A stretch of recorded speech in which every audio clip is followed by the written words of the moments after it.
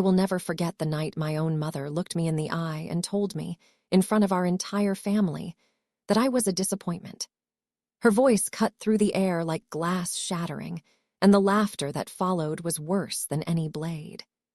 Everyone chuckled, some openly, some nervously, as if mocking me had always been the family's favorite pastime. My cheeks burned, and for a moment, I felt like the floor might open up and swallow me whole. My name is Rachel Morgan, and I am 28 years old. If you asked anyone in my family to describe me, they wouldn't tell you about my late nights working multiple jobs to put myself through college, or about the times I skipped meals to make sure the bills were paid. No, they'd describe me as the quiet one, the girl who never measured up, the daughter who was never their pride. That night I had been invited, or more accurately, summoned, to a family dinner at my parents' house. It was nothing unusual. My mother adored hosting, especially when she could show off her favorite children, my older brother Daniel and my younger sister Chloe. Daniel had recently bought a new car, financed entirely by my parents, and Chloe had just been given the down payment for her first condo, also gifted by my parents. Me! I had come straight from work, still smelling faintly of the cafe where I spent 10-hour shifts serving coffee. I sat quietly at the long table, trying to blend into the background as my family showered Daniel and Chloe with praise. "Daniel, you're doing so well at the firm," my father said proudly, raising his glass. "You'll make partner in no time." "And Chloe," my mother beamed, "a condo in the city. You're moving up in the world. We couldn't be more proud." The applause that followed rang in my ears. I smiled faintly, trying to be supportive, but I felt the familiar sting in my chest, the reminder that in this family I was invisible unless they needed someone to blame. Then came the moment that changed everything. My aunt asked casually, "And Rachel, what are you up to these days?" Before I could even answer, my mother let out a laugh. "Oh, Rachel." She's still serving coffee. Can you believe it? 28 years old and no career, no house, no husband. Honestly, she's a disappointment. The room erupted in laughter. Daniel smirked. Chloe whispered something to her friend beside her, and they both giggled. I sat frozen, every muscle in my body tense. I wanted to defend myself. I wanted to scream that working hard, surviving without their constant handouts, was worth more than the gifts they showered on my siblings. But the words stuck in my throat. Instead, I lowered my eyes to my plate, my face burning as the laughter echoed around me. It wasn't the first time my mother had said something like that. My entire life had been a series of comparisons, and I had always come up short. I remember being 8 years old, bringing home a report card filled with A's. I had worked so hard, studying by flashlight when everyone else was asleep. I placed it proudly on the kitchen table, waiting for her praise. "That's nice, Rachel," she said without even glancing at it. "But did you hear? Daniel won his soccer game yesterday." He scored the winning goal. The whole family cheered for him, while my perfect grades were swept aside like crumbs on the table. At 12, when I auditioned for the school choir and landed a solo, I ran home with excitement. My mother barely looked up from her sewing. "Chloe just got invited to a birthday party with the popular girls. Isn't that wonderful?" By 16, I had stopped trying to impress them. While Daniel was given his first car and Chloe was handed money for clothes and trips, I got lectures about being too plain or too quiet. And yet, despite the years of being overlooked, some part of me still hoped for a scrap of approval. That night at the dinner table, though, I realized how foolish that hope was. The laughter eventually died down, replaced by the clinking of glasses and the scraping of forks. Conversation shifted back to Daniel's new car, Chloe's condo, and their glittering futures. I sat there silently, tasting bitterness more than the food in front of me. Then, as if she hadn't humiliated me enough, my mother leaned across the table and looked me dead in the eyes. Her smile was sharp, her voice filled with finality. "You're not our pride, Rachel. Not now, not ever." Those words lodged themselves into my chest, heavy and suffocating. Everyone at the table heard them, and no one came to my defense. Not my father, not my siblings, not even my cousins. They all carried on as if I were nothing more than a shadow among them. But in that moment of silence inside me, something shifted. The sting of humiliation began to transform into something else. A quiet fire. A determination I had buried for years started to flicker alive. They thought I was a disappointment. They thought I would never amount to anything. But what they didn't know, what they could never have imagined, was that I was already on a path that would change everything. That night, as I left the dinner table with their laughter still echoing behind me, I made myself a promise. One day, I would rise so high that even their cruelty would be drowned out by my success. One day, I would make sure the words, not our pride, were the last words my mother would ever dare throw at me. If you asked my mother to recall my childhood, she'd probably say I was quiet and low maintenance, as if being invisible was something to be proud of. But silence isn't peace. It's what you settle for when no one listens. I grew up in a house where dreams had value, so long as they didn't belong to me. From the moment we could speak, Daniel and Chloe were showered with attention, gifts, and promises. I learned early on that applause was reserved for someone else's stage. Daniel wanted to be a lawyer, and my parents treated it like he had discovered fire. They enrolled him in prep courses, paid for summer internships, and proudly displayed his mock trial trophies on the mantel. When Chloe decided she wanted to dance, they built her a studio in the garage, hired a private instructor, and documented every recital like it was Broadway. Me, I wanted to be an architect. I used to draw tiny buildings in the margins of my notebooks, cathedrals, bridges, gardens in the sky. I once mustered the courage to show my sketches to my mother. She glanced at them, then passed them to Chloe. "Look at this," she said, smirking. "Rachel thinks she's a little engineer now." They laughed. I did too, because what else could I do? I learned to hide my dreams like bruises. When I turned 16, Daniel got a brand new car. Red, shiny. He didn't even have his license yet. Chloe got a trip to New York for her 16th birthday. I remember waving goodbye as she climbed into the Uber my parents booked to the airport. And me, I got a hand-me-down backpack and a stack of community college brochures. I never asked for much. I knew better. But one time, just once, I gathered the nerve to ask for help.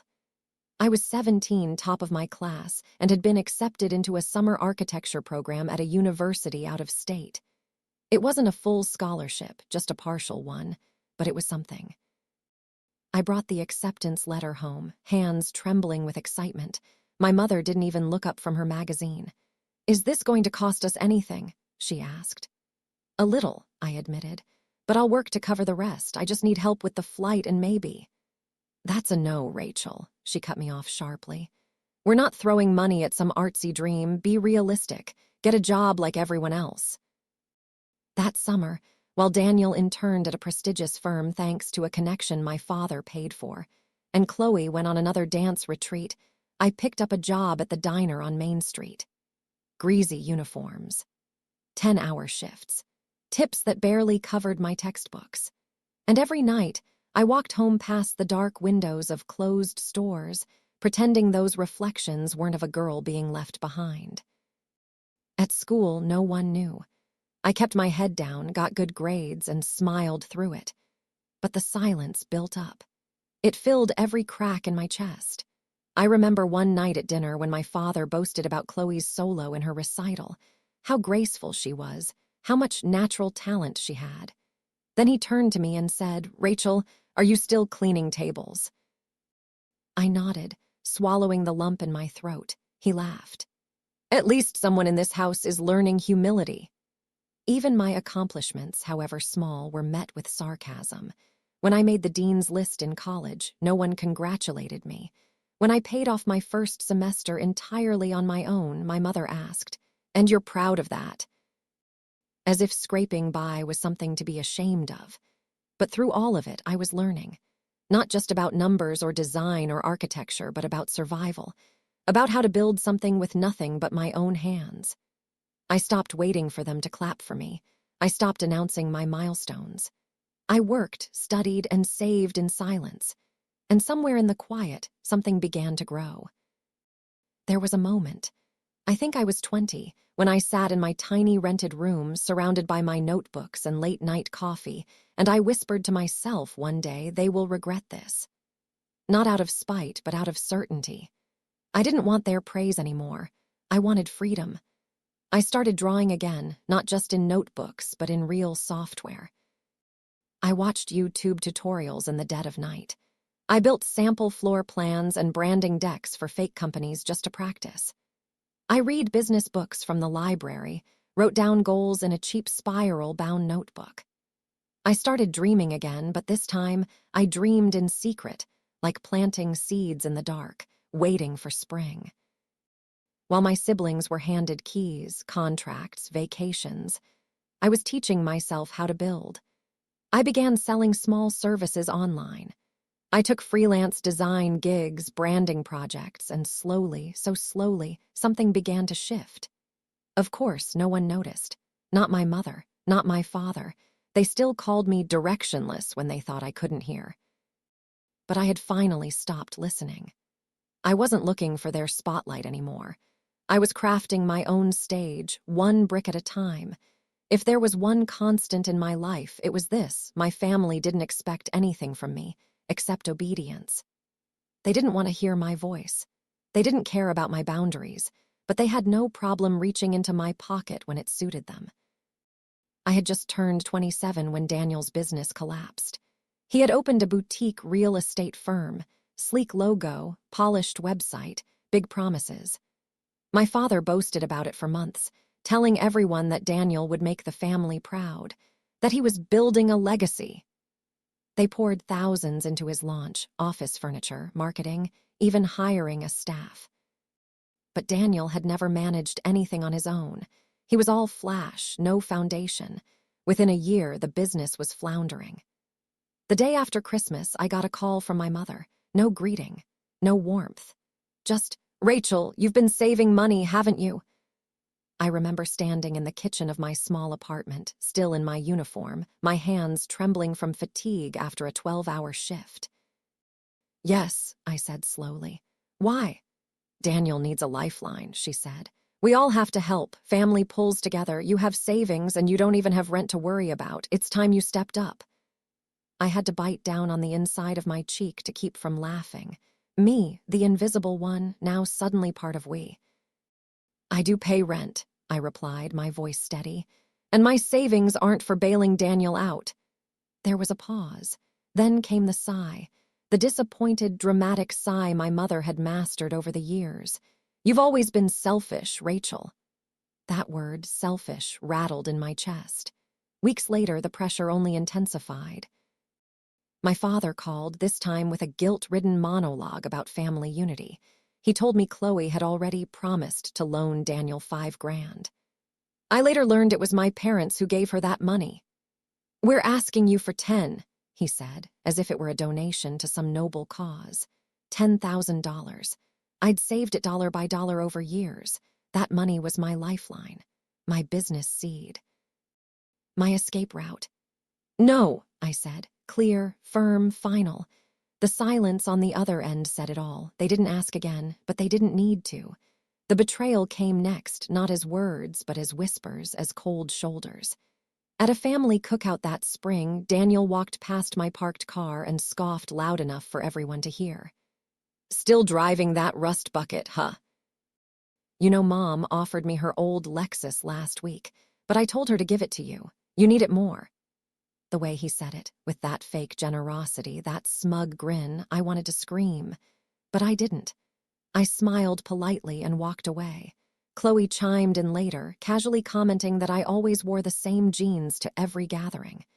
"Do you ever treat yourself, Ratch?" she asked, condescending sympathy dripping from her tone. "No," I said. "I invest." They didn't understand the meaning, and I didn't explain, because by then I had already started building. Quietly. Strategically, I had launched a side business, branding services for small startups. I designed logos, websites, packaging, helped them find their identity. It started with one client on a freelancing platform, then two, then five. I'd come home from the cafe exhausted, change into sweatpants, and dive into client work. I worked from a second-hand laptop that overheated constantly. I answered emails on the subway. I read marketing books between shifts. I had no weekends, no vacations, just vision.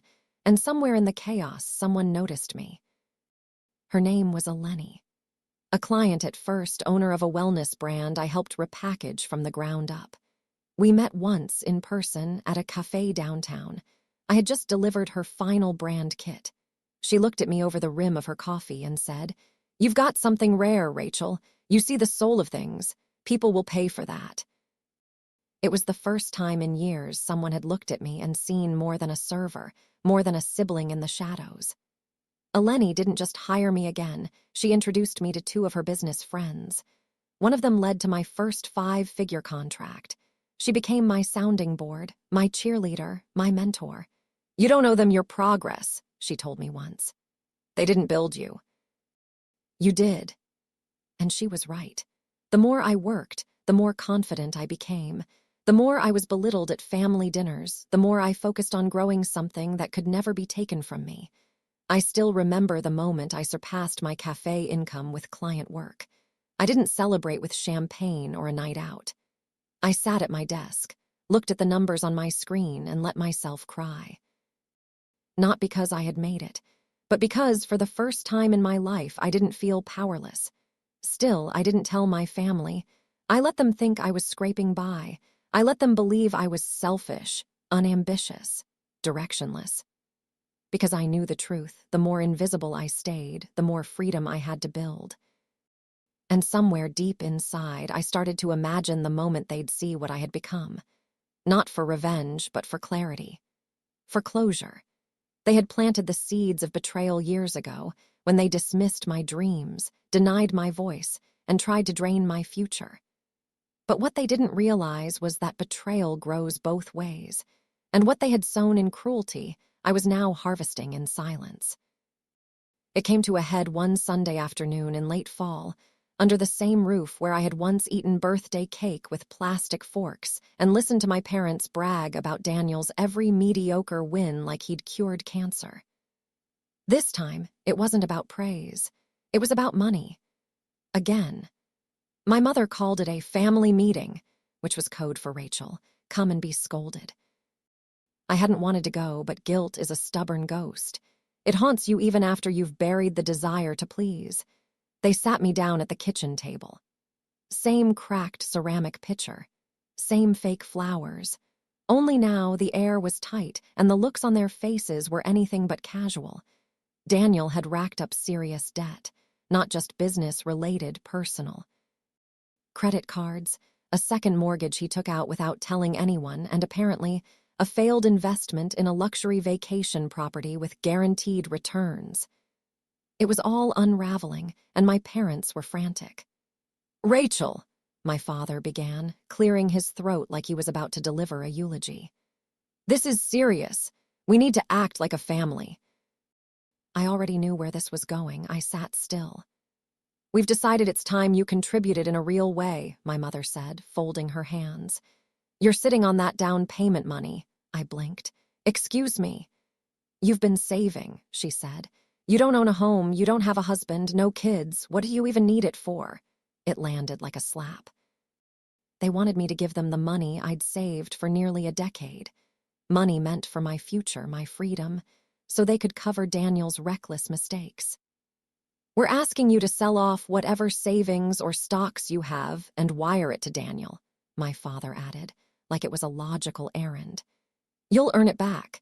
You're good with computers and designs and whatever it is you do."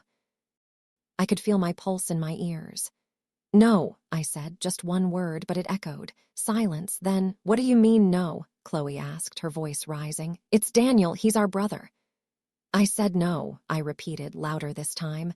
"I'm not selling my future because he couldn't manage his." My mother's jaw dropped. My father's brow furrowed. "So, you're really going to be this selfish?" "After everything we've done for you," I laughed, bitter and breathless. "What exactly have you done for me?" I stood up. I couldn't sit through another lecture disguised as a guilt trip. Chloe rolled her eyes. You always act like a victim. God, Rachel, this is why no one wants to deal with you. You think you're better than the rest of us just because you work yourself to death and live like a monk. I don't think I'm better, I said. I just think I'm done being used. Then came the final blow from the person who'd always wielded words like daggers. My mother looked at me, eyes sharp, mouth set. You've always been a disappointment, she said. Ungrateful, cold, we tried to raise you right, but you were never one of us. That should have crushed me. Maybe once it would have. But something strange happened instead. I felt free, not angry, not wounded, just free. I walked out of that house with no one following me, no apologies, no hesitation, and they didn't call afterward, not that night, not the next day. For the first time in my life, my phone didn't buzz with guilt-laced demands. The silence should have felt lonely, but it didn't. It felt sacred. I went home and opened my laptop. I stared at the screen for a long time, then clicked open the folder labeled Dream Drafts. I poured everything into the business I had been quietly building, my small, gritty brand design studio. Until now, it had been part-time, side hustle. That night, it became my everything. I worked until dawn, slept 2 hours, worked again. I said no to brunches, no to birthdays, no to aimless scrolling and empty distractions. I stopped explaining myself. My desk became my altar. My vision, the only prayer I knew how to recite. I reinvested every cent, upgraded my website, streamlined my onboarding, wrote custom pitch decks, sent cold emails to founders, entrepreneurs, anyone with a business idea and a dream. I redesigned brands, built e-commerce sites, scripted brand voice guidelines from scratch, and word started to spread. A client recommended me to a CEO. That CEO looped me into a pitch for a larger campaign. That campaign led to a retainer deal that paid more in 3 months than my cafe job had in a full year. I built, tweaked, improved. I learned how to scale, how to outsource, how to negotiate. I turned my apartment into a command center, mood boards taped to the walls, product mock-ups on the table, contracts in my inbox, no applause, no one cheering from the sidelines, just me. And yet, it was the most alive I'd ever felt. Their silence was no longer punishment. It was permission. Permission to grow without apology. Permission to become the version of myself they had always tried to suppress. I wasn't their project anymore. I was my own. And every night I worked late, every client I helped shine, every invoice I sent, it was proof. Proof that I didn't need them. Proof that walking away wasn't the end. It was the beginning. Success, at first, was not fireworks or applause. It came quietly, like rain soaking dry ground in the night. No fanfare. No flashing signs, just steady growth, almost invisible unless you were the one watering it. After walking away from my family, I dove into work with a hunger I hadn't known I possessed. At first, I didn't even think about winning or proving anything to them. I just wanted to build something I could call mine, something real. My days were long, my nights longer. I learned to sleep with my laptop on the bed and my phone under my pillow. Emails came in at odd hours from clients in London, Singapore, New York. I answered them all. I wasn't just a designer anymore. I was a strategist, a copywriter, a brand whisperer. I remember the first time I booked back-to-back calls for 12 hours straight. I barely ate that day. My voice was raw by evening. But when I collapsed onto my couch that night, I smiled. Not because it was easy, but because I'd earned every second of it. There were failures, of course. One client ghosted me halfway through a big project, 4 weeks of work gone. Another disputed a payment after delivery, claiming my designs weren't what they envisioned, even though they'd approved every step. I lost money, sleep, and faith in people more than once. But I learned. I rewrote my contracts, created milestone payments, built a screening process. I started turning down clients who gave me a bad feeling, no matter how tempting the paycheck. Slowly, I began to see the shift. My calendar stayed full. Referrals came in weekly. Startups began tagging me in their launch posts. thanking me publicly for helping them find their voice. One afternoon, a tech blogger featured my work, unbeknownst to me, in an article titled "5 Women-Owned Brand Studios Disrupting the Industry." My inbox exploded. I didn't tell anyone in my family, because as far as they were concerned, I was still barely making it. That illusion suited me just fine. At Thanksgiving, I showed up wearing the same coat I'd had for years, drove the same old car. I sat at the same table where they once called me a disappointment and listened to them speak as if I didn't exist. Daniel was apparently working on a new deal. Chloe had taken up interior decorating as a side hustle. My mother praised both like they were royalty.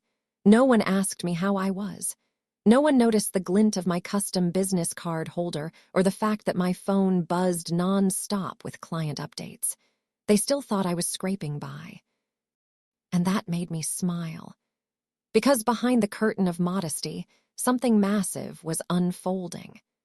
I'd been approached by a mid-sized investor group, a women-led venture team that wanted to fund minority-owned creative businesses. They had found my studio through word of mouth and reached out after following my work for months. Our first call was surreal. "We think your studio could scale nationally," the lead investor said. "With the right funding and structure, you could be leading branding campaigns for Fortune 500s. I didn't say anything for a moment. I was too busy trying not to cry. They offered a 6-figure seed investment in exchange for a minority stake. It was more money than my parents had ever earned in a year. I didn't say yes right away. I asked questions. I negotiated. I brought in a Lenny to review the terms. I signed the contract 2 weeks later, and when I did, I sat at my desk and just stared at the document for a while. I wasn't dreaming anymore. I was doing. I upgraded my workspace. Moved into a co-working suite downtown, floor-to-ceiling windows, glass doors, my name on a small plaque. I hired 2 part-time contractors, launched a rebrand of my own website, started working with full teams instead of just individuals. One campaign I built went viral. A lifestyle brand I'd worked with saw their monthly revenue triple in a single quarter. They credited me publicly. A podcast invited me to speak about visual storytelling. I declined. I still wasn't ready to go public, because even with the rise, I wanted the roots to grow deeper, quietly, safely. And still, my family didn't know, not because I was hiding, but because they had stopped asking. To them, I was still the quiet one, the modest one, the unmarried, childless, wandering one. They didn't know that my business was now valued at over 7 figures. They didn't know that the girl who once begged them for help had built her own ladder and climbed every rung herself. They didn't know that every time they insulted me, dismissed me, underestimated me, they were handing me bricks. And I had used every single one to build the empire they said I'd never touch. And as I looked around my glass office one morning, sunlight pouring through the windows, client calls lined up back to back, a new logo design open on my screen, I whispered one word: soon. Not out of vengeance, but because the day was coming when they would finally see me, and not as the failure they had written off, but as the woman they never truly knew. It was Chloe's engagement party that brought me back under their roof, not by choice, by obligation. My mother had left me 3 voicemails, each laced with faux sweetness and passive-aggressive guilt. "You will be there," she said on the last one. "Don't make this about you." So I went, not for them, but to remind myself just how far I'd come. They were hosting it in the backyard, under rented canopies, with fairy lights and white tablecloths that mimicked class without quite touching it. The kind of event that screamed we want to impress the neighbors, but felt hollow the moment you walked in. I wore black slacks, a clean blouse, and flats. Simple, comfortable, practical. I didn't need to dress for anyone's approval anymore. As soon as I arrived, I felt the familiar buzz of judgment slither through the air, eyes flicking to my shoes, to the car I parked on the curb, to the fact that I had come alone. She always looks so plain, I heard Chloe whisper to one of her bridesmaids. Like a librarian on laundry day. I didn't flinch. Daniel greeted me with a half smile and a backhanded compliment. Still driving that old Honda, huh? You know, if you ever need help upgrading, just ask. I nodded politely. Thanks, but I'm good. They always mistook modesty for struggle. Dinner was a sit-down affair, with my father raising glass after glass in praise of Chloe and her fiancé, Trent, who, to no one's surprise, worked for Daniel's former business partner. Halfway through the evening, after the toasts and the tasteless jokes, the conversation shifted, and then came the moment I had expected. We're so excited for Chloe's future, my mother announced. She and Trent are hoping to put a down payment on a home soon. Heads turned toward me like a row of dominoes. My mother continued, sweet as venom. Rachel, you've been saving for years and you're not using it. Your sister needs support from her family. There it was. The humiliating demand, once again wrapped in lace and laced with entitlement. She's your only sister, my father added. You don't want to see her start her life burdened with debt, do you? Chloe just blinked at me as if she expected it. Like I was a walking ATM, not a human being. Daniel leaned in, smirking. Honestly, Rachel, it's not like you're doing anything big. You've been saving pennies for years. Just let it go. Be useful for once. Be useful for once. I didn't answer right away. I let the silence stretch, just long enough for discomfort to settle in. I looked around the table, at the people who had mocked my ambition, doubted my ability, discarded my dreams like trash. And then I smiled. Calm, controlled, ice over fire. I'm glad you brought that up, I said, lifting my glass, because I actually made a decision this week. They leaned in. Chloe perked up like a puppy expecting a treat. I signed a contract, I continued. A multi-million-dollar deal. Silence. Total, absolute. Staggering silence. My mother's fork froze mid-air. Daniel blinked like he didn't understand the words. My father's mouth parted, then shut. What kind of contract? Chloe asked, trying to laugh as if this was some elaborate joke. I turned to her. A venture capital deal. My brand studio is being funded by a women-led investment firm. 7 figures. My valuation just tripled. We're expanding nationally. The words landed like bricks. One by one, thud, thud, thud, Daniel was the first to recover. Wait, what? Since when do you run a company? Since you were mocking me for playing on Canva, I replied, my voice flat. While you were busy racking up debt and blaming the economy, I was working 16-hour days and signing global clients. Chloe blinked. You're serious. I nodded. I am. I've been serious this whole time, you just weren't looking. My mother finally spoke, her voice small for the first time in my life. Why didn't you say anything? And there it was, the question they never asked when I was struggling, only now that I'd succeeded. I met her eyes. Because you only listen when I lose, and I stopped needing your permission to win. No one spoke. Not a breath. Not a sound. I stood, gently placed my napkin on the table, and straightened my blouse. You wanted me to sacrifice my future for Chloe's housewarming gift, I said quietly. But I built an empire from the scraps you left me, and I'm not giving any of it away. They watched me like I was a stranger, because to them, I was. I wasn't the failure they pitied anymore. I wasn't the sister in hand-me-downs or the daughter who worked behind a counter. I was a woman who had outgrown them. As I turned to leave, I felt something strange, not sadness, not even satisfaction. Just stillness, like something had finally settled inside me. Their silence didn't hurt anymore, because I didn't need noise to prove my worth. After Chloe's engagement party, I didn't hear from any of them for 3 days, and then the dam broke. It started with Daniel. He left a voicemail I didn't bother returning. His tone was upbeat, suddenly brotherly, like we hadn't spent the last decade in icy silence. Hey, Ratch, he said, using a nickname I hadn't heard in years. Listen, that thing you said at the party, about your business and the investors, super impressive. I had no idea. We should catch up sometime. Maybe grab coffee. Coffee. As if I'd waited my entire life for him to acknowledge my existence over a cappuccino. Then Chloe texted. I've been thinking a lot. I know we haven't always been close, but I want to change that. Also, if you know any design people who could help with my wedding branding, maybe your studio could do it as a gift. It would mean a lot.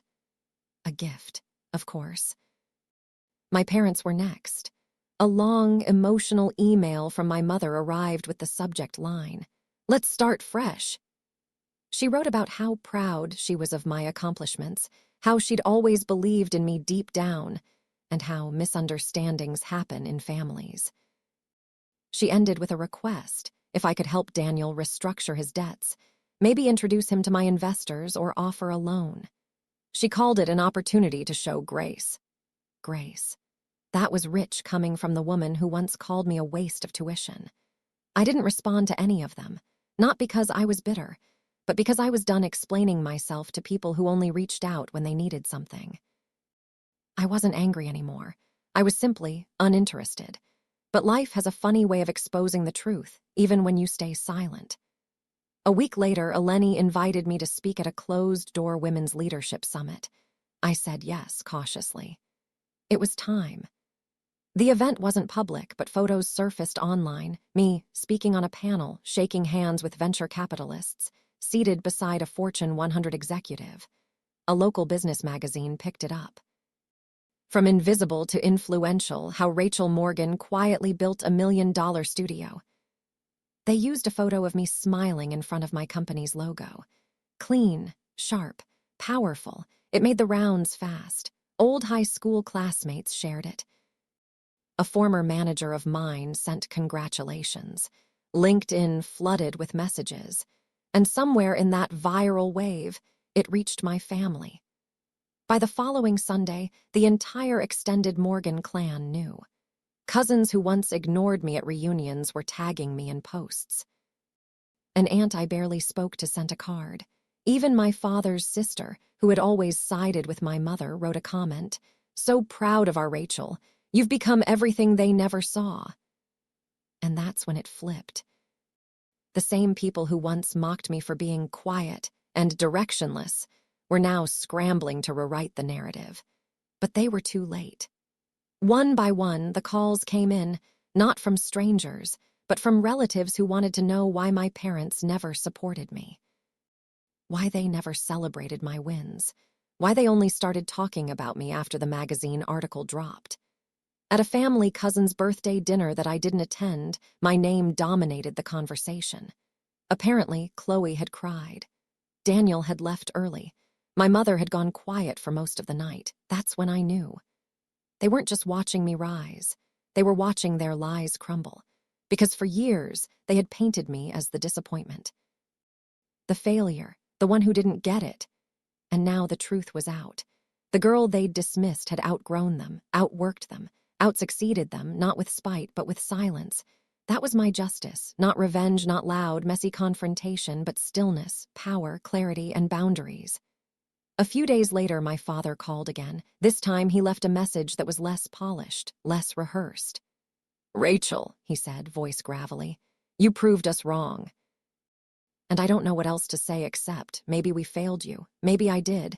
If you want to talk about any of it, I'd be willing to listen. For a second, I stood there, holding my phone, wondering if this was the moment I'd waited for. But I realized something. I didn't need his apology. Because I already had everything they said I never would. Respect, autonomy, purpose. And for the first time, I didn't need them to feel complete. I was enough. Their desperation didn't move me. Their approval didn't validate me, because I had validated myself. In every late night, every rejection, every deal closed, every failure I turned into a stepping stone. They were drowning in the consequences of their own choices, and I was free. Let them explain it to the neighbors.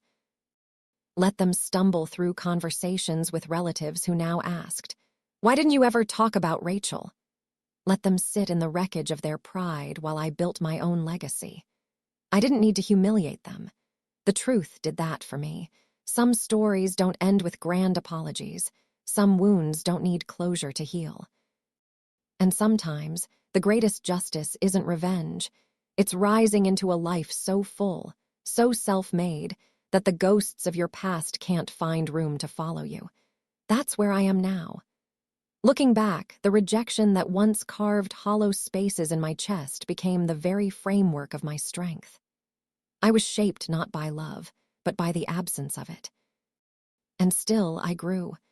Every "you're not good enough" became fuel, every silent dinner, every ignored birthday, every time my mother praised my siblings while pretending I wasn't in the room. It all built me, not the way they intended, but in the way I needed.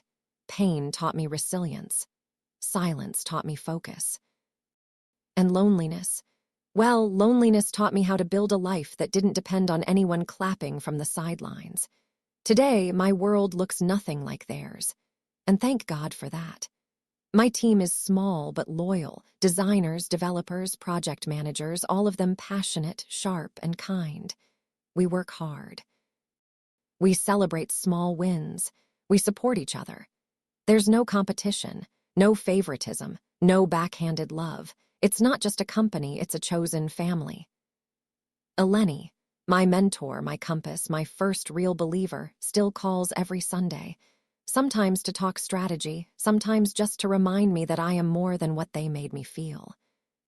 I've built a network of people who see me, not the version shaped by childhood comparison, but the real me, the woman who fought for every inch of her identity. Last month, I signed a lease on a new workspace. It's not flashy, but it's mine: glass doors, clean walls, sunlight. A bookshelf filled with the very branding books I once borrowed from the library when I couldn't afford to buy them. In the center sits a framed photo, not of my family, but of my first logo draft, the beginning of everything. A messy, unpolished dream that became a blueprint for my freedom. Sometimes I still hear my mother's voice, not in words, but in echoes, the tone she used when she called me a disappointment. The way she said, "You're not our pride." Those words used to sting, used to stick, but not anymore. Now I look at my life, at what I've built, who I've become, and I know something deep in my bones. I don't need her words. I never did. Because I am not their pride, I am my own. And that's more powerful than anything they could have offered. I stopped chasing their validation the day I realized my value didn't depend on anyone else's belief. I stopped asking to be seen and started building spaces where people like me always belong. I've mentored girls who remind me of myself, quiet, underestimated, scrappy, and brilliant. I tell them what no one told me. You don't have to be loud to be powerful. You don't have to be flashy to be seen. You don't need anyone's permission to matter. And sometimes, when I walk into a room I never thought I'd belong in, when I sit at a table with people who built empires, I smile, not out of arrogance, but out of grace, because I remember who I was, because I love who I became, and because I know who I'll never be again. They said I'd never make it. They laughed at my struggle. They begged for help once I succeeded. But justice was served the moment I stopped waiting for their pride and became my own. Have you ever been told you'd never amount to anything, only to prove them wrong? Share your story in the comments. Someone might need to hear it.